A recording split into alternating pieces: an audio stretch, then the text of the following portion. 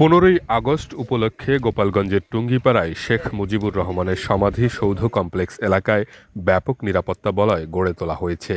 কমপ্লেক্সের ভেতর ও বাইরে আইনশৃঙ্খলা রক্ষাকারী বাহিনীর ব্যাপক তৎপরতা লক্ষ্য করা গেছে। ভিতরে কাউকে যেতে দেয়া হচ্ছে না। গতকাল বৃহস্পতিবার থেকেই সমাধি সৌধ কমপ্লেক্স এলাকায় নিরাপত্তা বাড়ানো হয়। শুক্রবার সকাল থেকে আরও কড়াকড়ি আরোপ করা হয়েছে। এক্সট্রিম মশার কয়েল প্ল্যান্ট ফাইবার দিয়ে তৈরি, ডেঙ্গু চিকুনগুনিয়া বাহি সহ যে কোনো মশার বিরুদ্ধে দেয় এক্সট্রিম সুরক্ষা। শুধু টুঙ্গিপাড়া সমাধি সৌধ এলাকাতেই নয়, গোপালগঞ্জ জেলা সদর সহ সারা জেলাতেই প্রশাসনের পক্ষ থেকে ব্যাপক নিরাপত্তা ব্যবস্থা নেওয়া হয়েছে। বিভিন্ন গুরুত্বপূর্ণ স্থানে আইনশৃঙ্খলা বাহিনীর সদস্যদেরকে টহল দিতে দেখা গেছে।